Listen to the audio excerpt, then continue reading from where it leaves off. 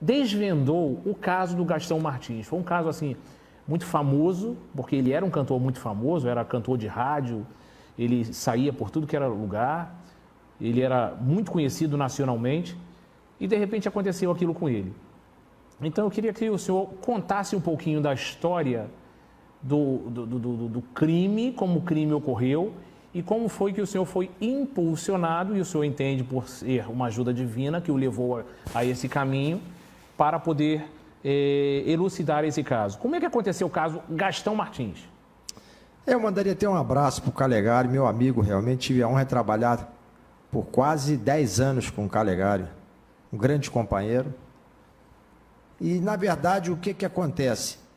O crime do Gastão Martins foi um crime que muito me chamou a atenção, porque eu não estava numa delegacia de homicídio. Eu estava na delegacia de roubos e furtos de automóveis. E uma equipe de rua localizou um carro abandonado. Esse carro estava na Via Dutra, na altura de Nova Iguaçu. Esse carro tinha muito sangue na mala e dentro do carro tinha uma Bíblia e um CD. Imediatamente me contactaram, eu falei, traz esse carro para a delegacia.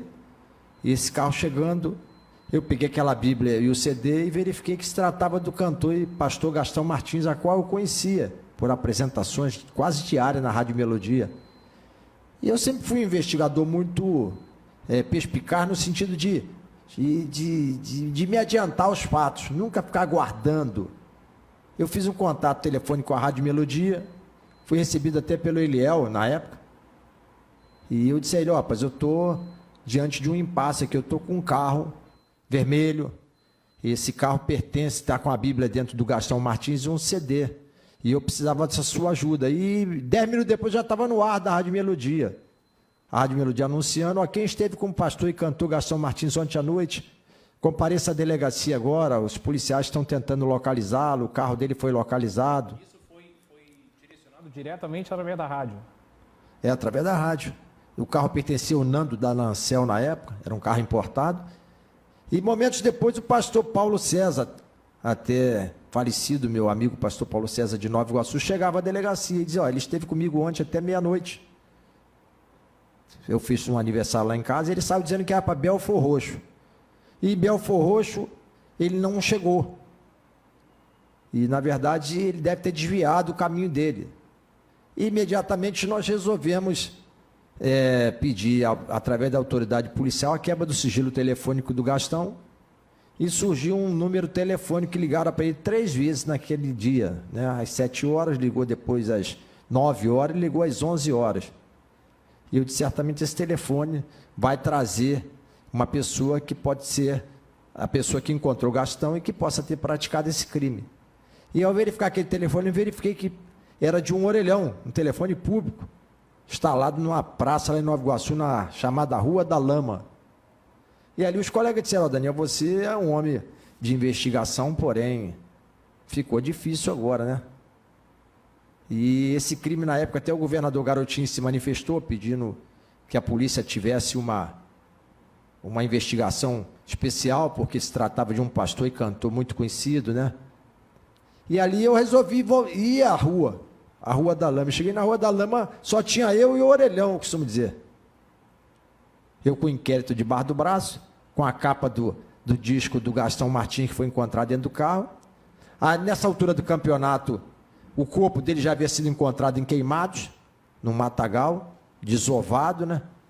E ali o fato já tinha tomado um rumo de investigação. O delegado de Queimados, na época, o doutor Ivan, imediatamente me disse que o inquérito ia ficar na minha mão, porque, por eu ser um policial experiente, ele preferia que eu continuasse aquela investigação, né? E eu ali continuei, cheguei à Rua da Lama, me deparei com o orelhão e algo falou na minha mente, liga para esse orelhão e vê quem atende esse orelhão.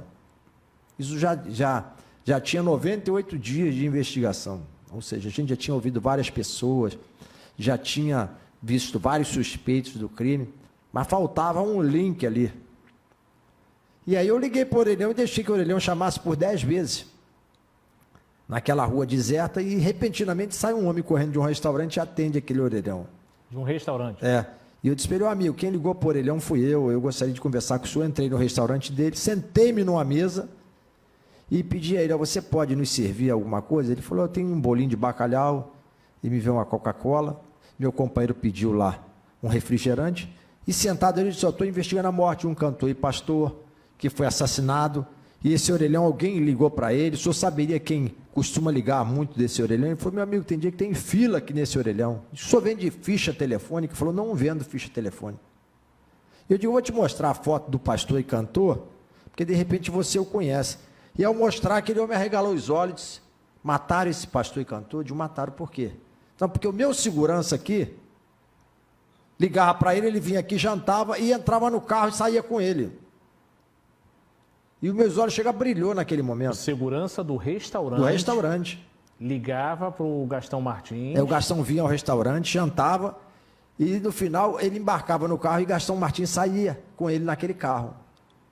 E ali eu fiquei boquiaberto, e eu disse, me chama o segurança. Ele disse, tem uma semana que ele pediu demissão. E no entendimento policial, na linguagem policial, o criminoso, quando ele pratica um crime, ele geralmente fica inquieto. E era o segundo passo daquele segurança de pedir demissão. E eu falei, você tem o livro de empregado? E ele me trouxe aquele livro de empregado, e eu verifiquei a foto, todos os dados daquele funcionário, e falei, você vai para a delegacia comigo, que nós vamos verificar, vamos te ouvir, e vamos tentar verificar o que houve. E quando aquele homem embarcava na viatura, ele disse, e tem outro detalhe, o senhor disse que o crime foi praticado por uma arma de calibre 38, eu falei, foi. Por que você fala isso? Ele disse, porque eu tenho uma arma registrada aqui na minha caixa registradora, de calibre 38, e esse segurança, ele dizia para mim, que se ele precisasse usar essa arma, ele recolocaria as munições, que ele tinha essas munições guardadas. E eu pergunto para o senhor, se esse rapaz pegou essa arma e com essa arma praticou o crime contra o pastor, e eu pedi imediatamente a ele que pegasse aquela arma e levasse à delegacia e apresentasse à autoridade policial aquele revólver 38 para que fosse analisado. E dia depois o resultado era positivo, aquela arma era a arma do crime. E aí eu consegui descobrir que aquele rapaz ia incorporar no Exército no dia 15 de janeiro do ano. E eu consegui ligar para a casa dele sob argumento de que eu era um oficial do Exército, que fazia levantamento das pessoas que iam servir o Exército, e a família disse, não, ele está em São Paulo na casa de uma tia, mas dia 10 ele está voltando para o Rio, porque dia 15 ele vai incorporar. Porque nós tínhamos duas opções, ou prendê-lo lá no Exército, quando ele incorporasse, ou prender em casa. E no dia 10 realmente ele chega de São Paulo, e eu recebo a informação que ele está jogando um futebol, e chego no campo de futebol ali com a equipe de policiais, e pedimos os jogadores para sentar no chão, porque eu não o conhecia pessoalmente assim. E ali eu perguntei, alguém aqui entre vocês tem o nome de Manuel? E na verdade isso é uma pista falsa que o investigador dá, porque o nome dele era Robson. E fui naquelas pessoas semelhantes e falei, seu nome é Manuel? E quando cheguei nele, ele falou, não, meu nome é Robson. Eu falei, Robson, é você está preso por um crime de homicídio que você praticou. E ele ali realmente confessou os fatos, porque praticou, disse que naquele dia ele pratica o crime contra Gastão Martins lá na estrada de Nova Iguaçu, e ele pega o corpo de Gastão Martins, leva para cima do mato e desova ele no morro.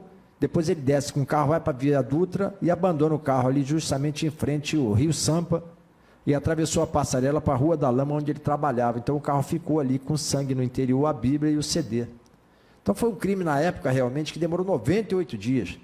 Na época o governador Garotinho se manifestou, elogiou a equipe, elogiou o delegado, toda a equipe que comigo trabalhou, e realmente foi um fato que me chamou a atenção, porque é um fato dificílimo, né?